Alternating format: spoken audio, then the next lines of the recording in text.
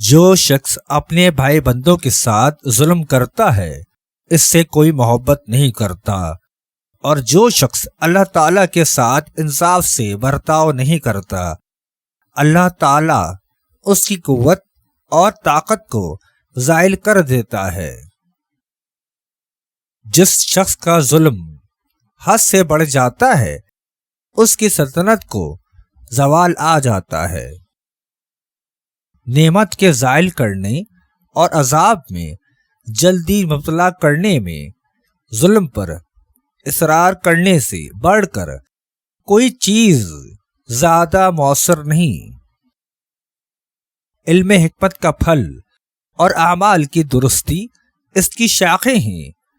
علم نہایت بزرگ سرمایہ اور پرہیزگاری نہایت پاک کھیتی ہے۔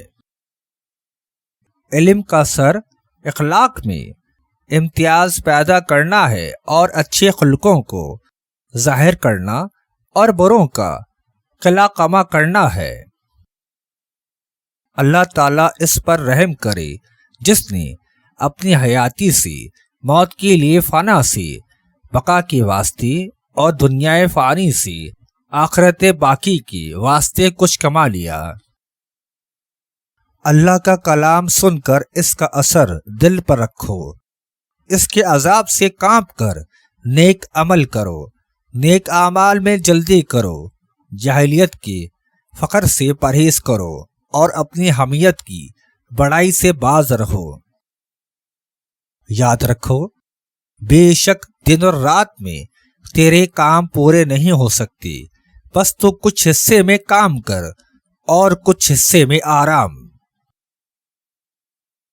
تیرے لیے نہایت ضروری وہ عمل ہے جو تجھے دین کی درستی کی طرف رہنمائی کرے۔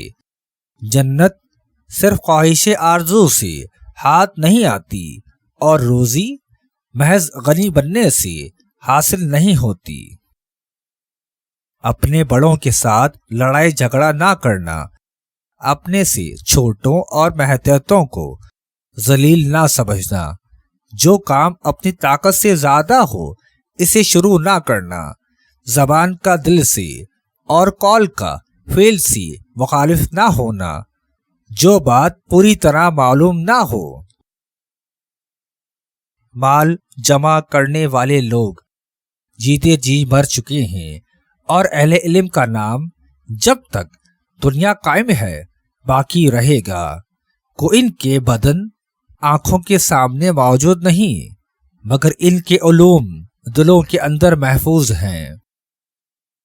اطاعت کرنے کے برابر کوئی عبادت نہیں، اور برے کام کا کوئی خوف دلانے کے برابر کوئی نعمت نہیں۔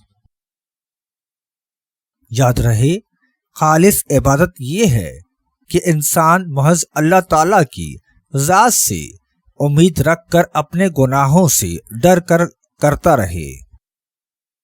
کسی محتاج کو کوئی چیز عطا کرنے میں کل تک دیر نہ کر، تمہیں کیا معلوم کہ کل تک تجھے یا اسے کیا پیش آئے گا۔ عورت جب اپنے سے 15 سال بڑے آدمی کو اور اپنے سے 15 سال چھوٹے آدمی کو بھائی کہہ کر بلائے تو سمجھ جاؤ وہ استعمال شدہ ہے۔